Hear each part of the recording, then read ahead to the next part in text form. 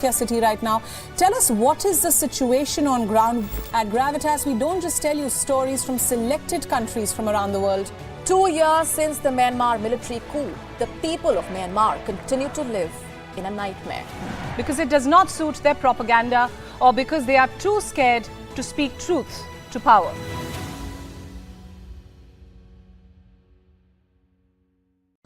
The stress of our world can take a toll on our physical and emotional health. Here, in New York's Catskill Mountains, lies a luxurious place of healing called WION Wellness Center. The WION Wellness Center provides 500,000 square feet of natural methods to manage diabetes, hypertension, chronic pain, obesity, depression, anxiety, and other conditions. We use the traditions of centuries-old natural science from India, yoga, Ayurveda, acupuncture, and naturopathy in personalized programs that help you take charge of your own health. A minimum 5-day stay is recommended for best results. Book now at yowon.com.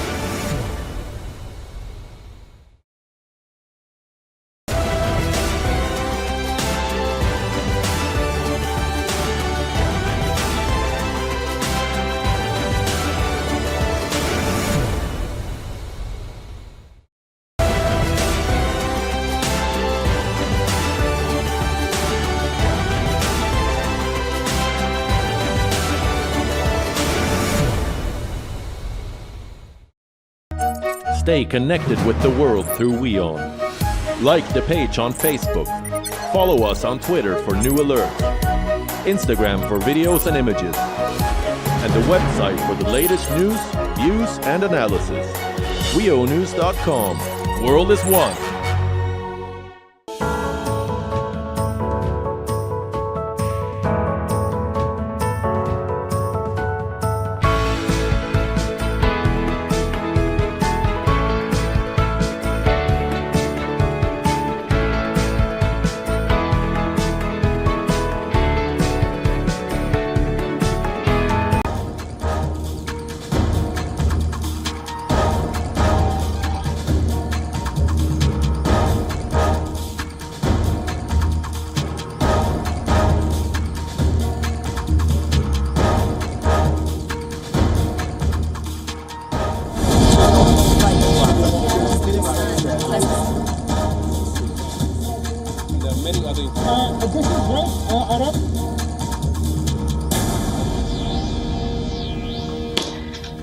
Hello everyone, welcome to WION Live Broadcast with me, Susan Tehrani. We are live from New York City. First, let's take a look at the latest headlines.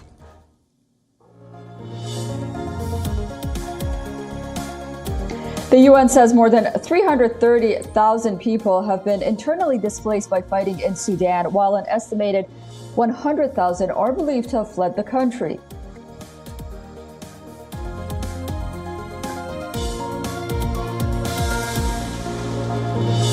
Russian Defense Minister Sergei Shoigu says that Russia is inflicting heavy blows to Ukraine across the entire front line, and the forces have enough ammunition for an effective offensive.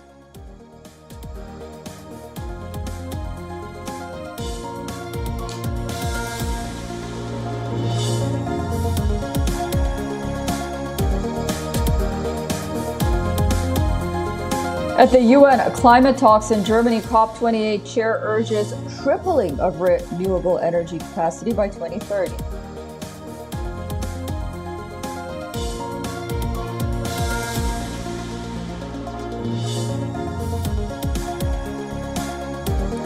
Mobile phone giant Apple fights a $2 billion lawsuit in the UK, accusing the company of concealing issues with the batteries in certain phone models and installing software that limited phone performance.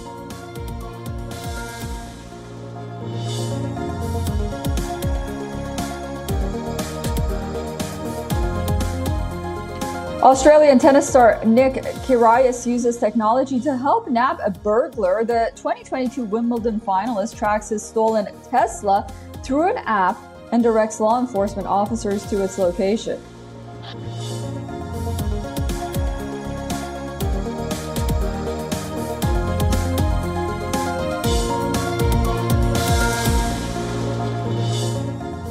After Finland joined NATO, Helsinki and Washington have been negotiating a bilateral agreement.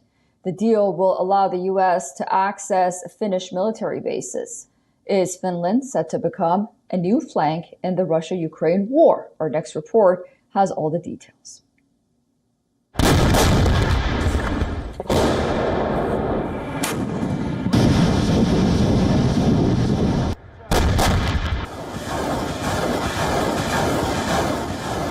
More than 430 days since Russia attacked Ukraine, and things are now swiftly changing in the battle zone. While Moscow wants to tighten its noose around Ukraine, Kyiv, armed with the latest Western weapons, is planning to push deeper. At stake are these regions, which Russian troops want to defend, while Ukraine has pledged to reclaim its territories.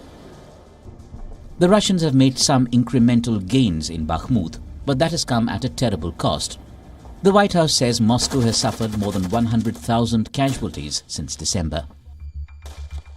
For Russia, this attempted effort, particularly in Bakhmut, has come at a terribly, terribly high cost. Russia has exhausted its military stockpiles and its armed forces. And since December alone, and remember now, some of the shelling and fighting over Bakhmut goes well back before December, but just since December, we estimate that Russia has suffered more than 100,000 casualties, including over 20,000 killed in action. Moscow is asserting that its arsenal has also been refurbished and claims its troops have enough ammunition to launch a fresh offensive. The Wagner Group chief had claimed earlier that his troops were being supplied with only a third of the artillery shells they needed for their assault on the eastern Ukrainian city of Bakhmut. Russia has in recent days killed and injured dozens of people in Ukraine, its first large-scale missile strikes on Ukraine for weeks. Kyiv, however, claims its air defense systems intercepted a vast majority of the incoming missiles. With Ally-supplied military vehicles and new troops, Ukraine's president has once again asserted that they are ready for a new offensive. Dear warriors, the main battles are coming soon. We must free our land and our people from Russian slavery. We must restore the full line of our state border, both on land and at sea. Kyiv hopes its planned counter-offensive will change the dynamics of the war that has raged since Russia invaded Ukraine 14 months ago. But Russia too is ready to counter and also launch its own attack. Clearly the battle is only going to intensify ahead. Well, for more on this, we are being joined by Robert Bell from Florida, a distinguished professor of practice at the Georgia Institute of Technology. Professor, thank you so much for joining us on WION. When Finland joined NATO, Russian President Vladimir Putin warned Finland of quote-unquote countermeasures, and previously had downplayed the significance of Finland joining NATO. And then we have this possibility of Finland becoming a base for U.S. troops. How will this issue play in the larger picture of the Russia-Ukraine conflict, in your opinion? I do not think that there's a direct risk of active hostilities along the Finnish-Russian border. Finland's defensive position is very strong, has been very strong. Finland has a long relationship with Russia that Russia respects, including Finland being one of the few countries in history that defeated the Soviet army in the Winter War before World War II. So I think Finland adds to the overall deterrent strength that NATO has, and the effect of that is to continue to sort of isolate the active fighting in Ukraine.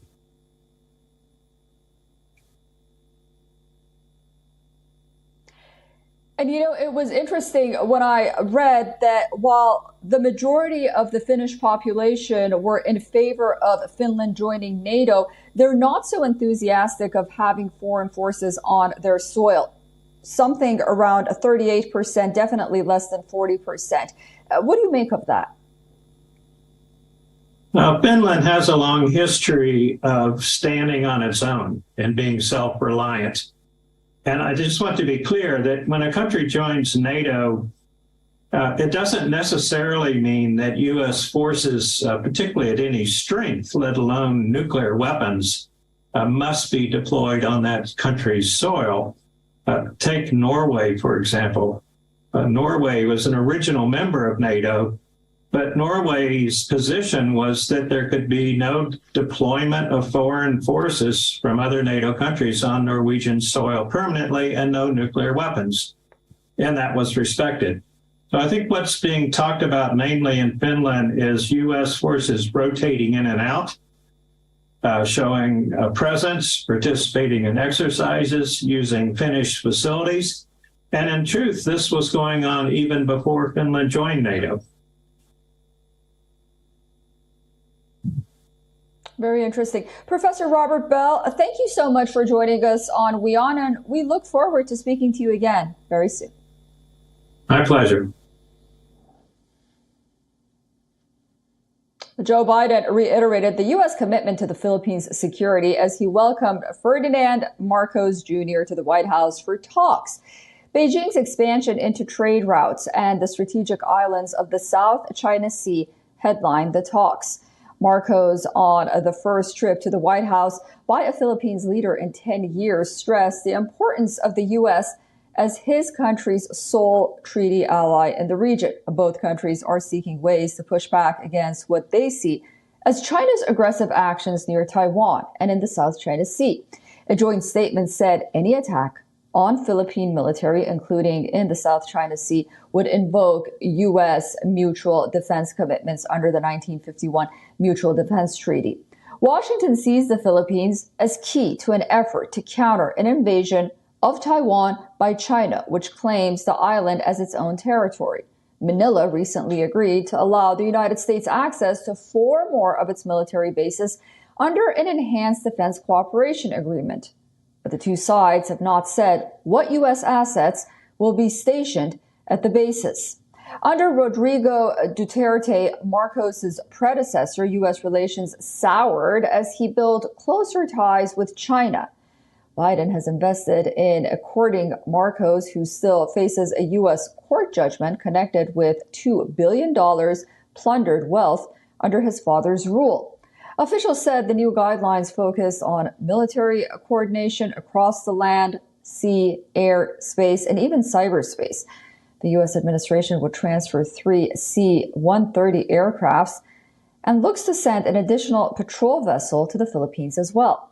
Marcos has sought warm relations with both the United States and China, who are vying for influence in the Indo-Pacific. Experts say the U.S. considers the Philippines a potential location for rockets, missiles, and artillery systems to counter a Chinese amphibious assault on Taiwan. However, Marcos told reporters on his plane that China had agreed to discuss fishing rights in the South China Sea. This was when he was on his way to Washington. He added that he would not allow the Philippines to become a staging post for military action. Biden would send a presidential trade and investment mission to the Philippines. The two countries would also co-host the 2024 Indo-Pacific Business Forum. It is the marquee U.S. commercial event in the region and would further establish the Philippines as a key hub for regional supply chains. Many Filipinos are frustrated by China's actions in the South China Sea, including the harassing of Philippine ships and fishermen. Popular support has grown in the country for a tougher stance towards Beijing. Biden was the first official to reach out to Marcos after his election. The U.S. president has made strengthening economic and military ties in the Indo-Pacific region a cornerstone of his foreign policy during his first term.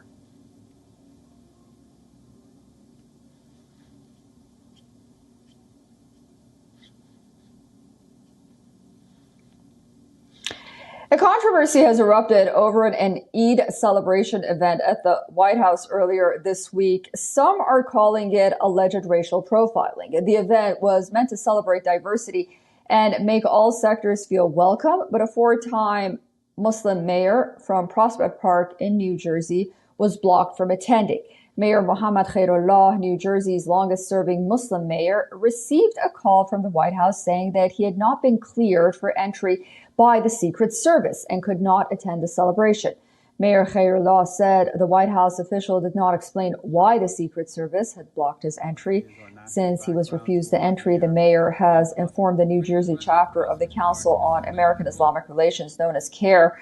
The group has called on the Biden administration to block the FBI's dissemination of information for what it is known as terrorist screening data set. That includes thousands of individuals. The group informed the mayor that a person with his name and birth date was in data set that CARE attorneys obtained back in 2019. Now, this is not the first time that the Muslim mayor has been stopped by U.S. officials. Back in 2019, Khairullah was stopped by authorities and interrogated for 3 hours at John F. Kennedy International Airport. He was questioned about whether he knew any terrorists or not. On another occasion, he was briefly held at the U.S.-Canada border as he traveled back into the country with his family.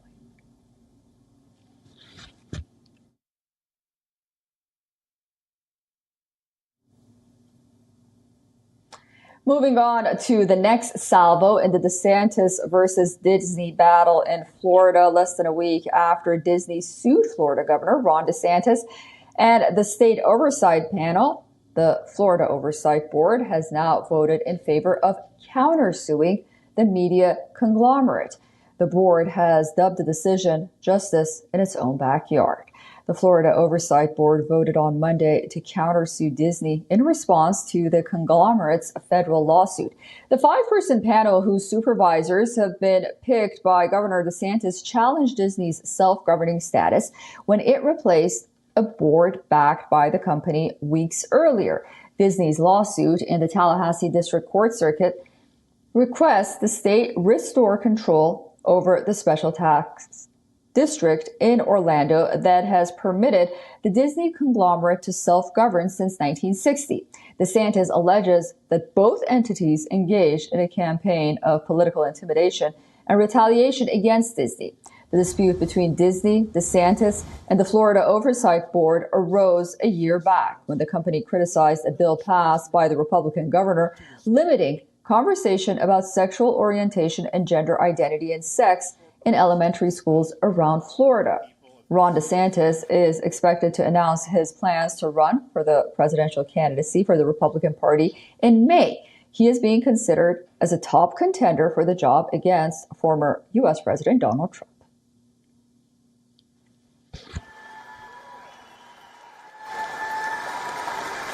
I know you guys got a lot of problems out here, but you're... It's not just banks in the U.S. that are in trouble. A New York Times report shows American media group Vice is headed towards bankruptcy. The media firm, which runs popular sites like Vice News and Motherboard, is likely to opt for a sale to avoid bankruptcy. While there is no clarity, that is, on who will enter the race to buy the troubled media company, reports do suggest that at least 5 companies have shown interest in acquiring it. The firm is currently in a restructuring phase, and many have lost their jobs, while several high-profile executives have exited the financially struggling media group.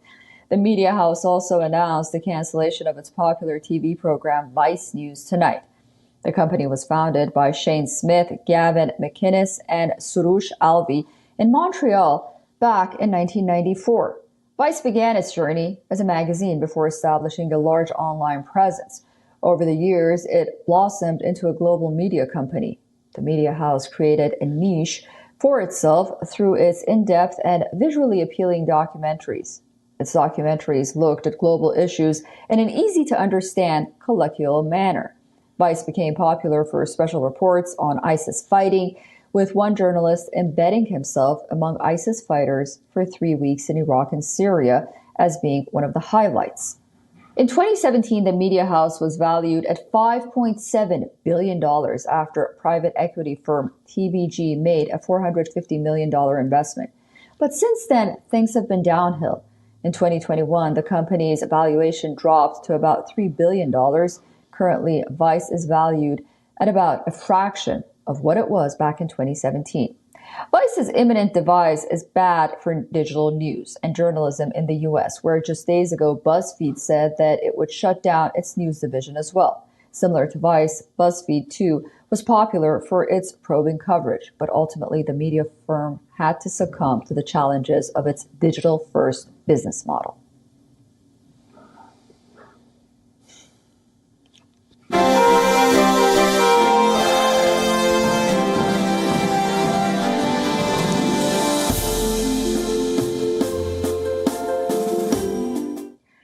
The UK is bustling with excitement as the country prepares for the coronation of King Charles III. The royal ceremony is scheduled to take place at Westminster Abbey on May 6th, followed by a concert on May 7th on the Windsor Castle grounds. The UK has pulled out all stops to celebrate this occasion. The royal parade has nearly 8,000 people participating, with over 700 guardsmen, officers, and band members rehearsing for the King's procession from Buckingham Palace to Westminster Abbey. From vestments to religious relics, everything involved in Charles's coronation holds a symbolic significance. The coronation glove that King Charles will use will be the one made for and worn by his grandfather, King George. He's wearing his grandfather's, and how wonderful. You know, we've got this wonderful, sustainable, eco-friendly king who's reusing something rather than having a new glove. And obviously there's so much work that goes into the glove. It saved all that. And it's also a little bit of heritage, a bit of looking back to the past for our very modern king. Some decades-old royal superfans are also excited to see Charles's coronation, as their homes are filled with royal photos and Union flags. Some rooms have even been named after members of the royal family. The plate is one of my favourites, with the old Queen Mother waving, and behind the trophy there is, I can't see him. I forget the names half the time. Is it the old age catching me up?